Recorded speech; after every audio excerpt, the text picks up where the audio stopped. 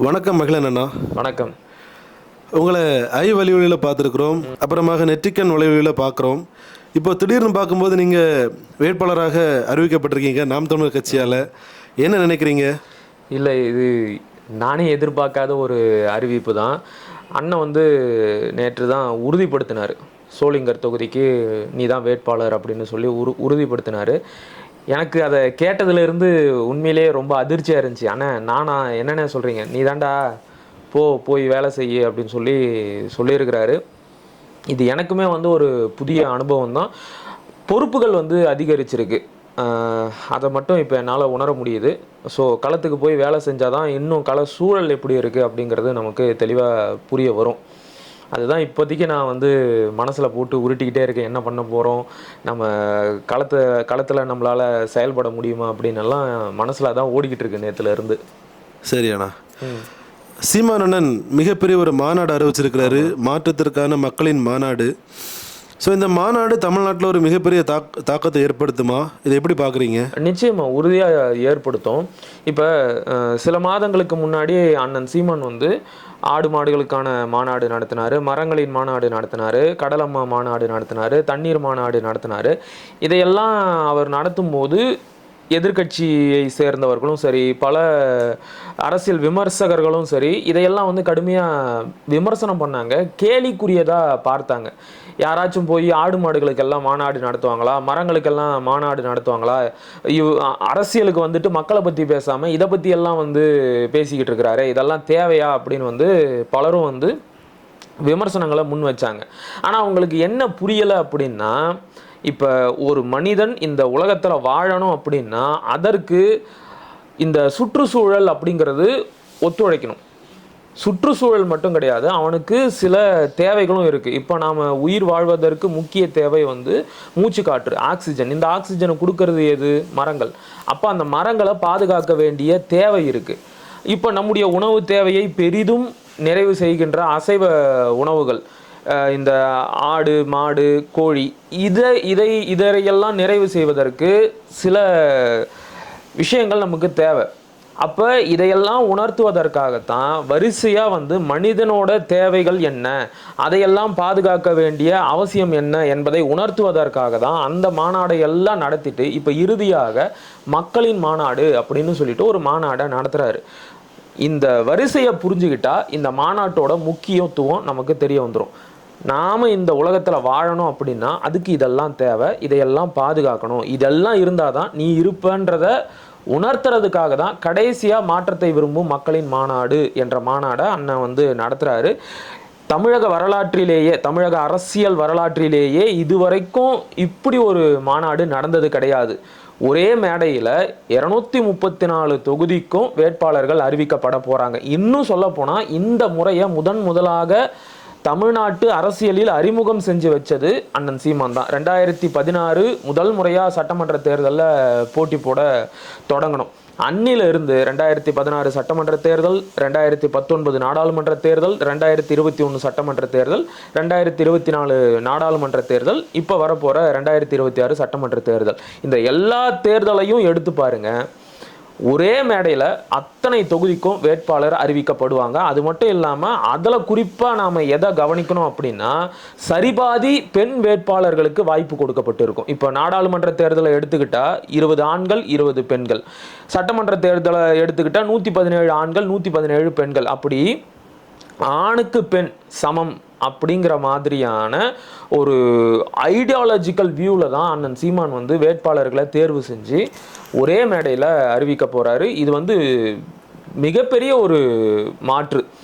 இந்த மாதிரி இது வரைக்கும் தமிழ்நாட்டில் எந்த ஒரு கட்சியும் செஞ்சதே கிடையாது. இவ்வளவு பெண் வேட்பாளருக்கு வாய்ப்பு கொடுத்த முதல் கட்சி, இந்தியாவிலேயே முதல் கட்சி நாம் தமிழர் கட்சி மட்டும்தான். அது மட்டும் இல்லாமல் இன்னொரு கூடுதல் சிறப்பு என்னன்னா, ஒரு திருநங்கை வேட்பாளருக்கும் நாம் வாய்ப்பு கொடுக்குறோம்.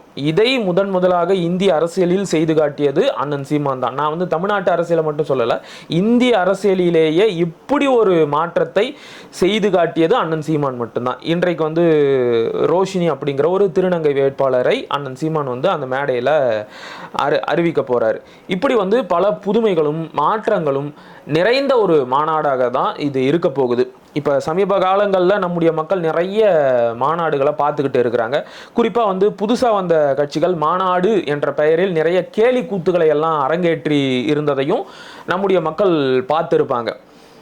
அதையெல்லாம் பார்த்த மக்கள் ஒரு நிமிடம் உங்களுடைய நேரத்தை ஒதுக்கி சமூக வலைதளங்களிலோ இல்லைனா முக்கிய செய்தி ஊடகங்களிலோ, எந்த ஒரு செய்தி ஊடகமும் நம்மளை இதுவரைக்கும் முக்கியத்துவம் கொடுத்து காட்டினதில்லை, இதையாச்சும் காட்டுவாங்களான்னு எனக்கு தெரியல. சரி, அப்படி காட்டினாங்கன்னா உங்களுடைய நேரத்தை ஒதுக்கி அந்த மாநாட்டை பாருங்க. மாநாடுனா என்ன அப்படிங்கிறத நீங்க தெரிஞ்சுக்குவீங்க. அங்க வர ஒவ்வொருத்தரும் எவ்வளவு ஒழுக்கமா பொறுப்புணர்வோட நடந்துக்கிறாங்க என்பதை நீங்க வந்து இன்றைக்கு நடக்க போற நாம் தமிழர் கட்சியோட மக்களின் மாநாட்டில் பார்ப்பீங்க.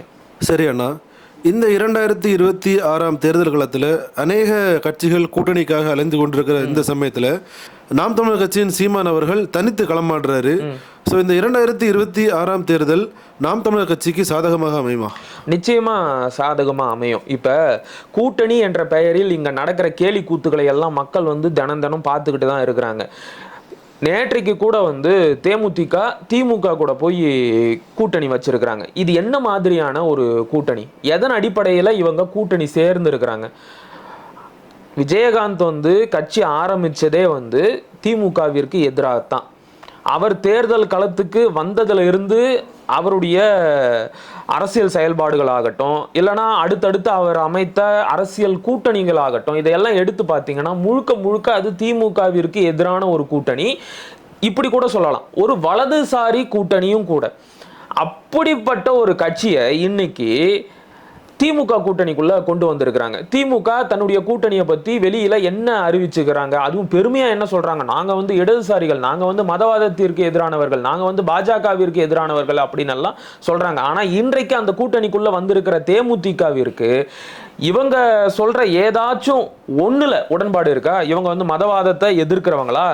இவங்க வந்து பாஜகவை எதிர்ப்பாங்களா? இவங்களே பாஜக கூட கூட்டணி வச்சவங்க. 2014 இவங்க பாஜக கூட கூட்டணி வச்சவங்க.